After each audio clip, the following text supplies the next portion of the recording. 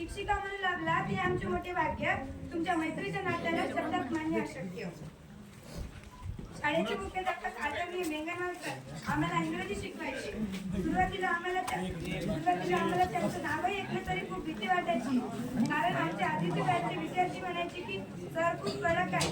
ते शिकवताना बरेच प्रश्न विचारतात आणि लक्ष सुद्धा लागवतात. त्यामुळे सर आमच्या वर्गात यायच्या अगोदरच आम्ही इंग्रजी पुस्तक काढून वाचत बसायचो. मेघनाथ सरांचा स्वभाव म्हणजे जणू कोकणी नारळ. मेघनाथ सरांचा स्वभाव म्हणजे जणू कोकणी नारळ. वरून जरी कडक असले तरी आतून मात्र गोड पाणी आज जाणीव होते की सरांची ती शिस्त आम्हाला घाबरवण्यासाठी नाही तर आम्हाला अभ्यासात हुशार करण्यासाठी होती. ते नेहमी म्हणायचे प्रयत्न करा आपलं प्रचंड आयुष्य बदलू शकतं. ते नेहमी म्हणायचे प्रयत्न करा आपलं प्रचंड आयुष्य बदलू शकतं.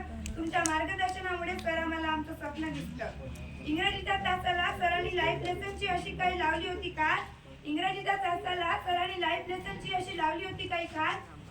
ती आज निरोपाच्या वेळी वाटते. मेघनाथ सर आहेत आमच्या शाळेची खरी शान.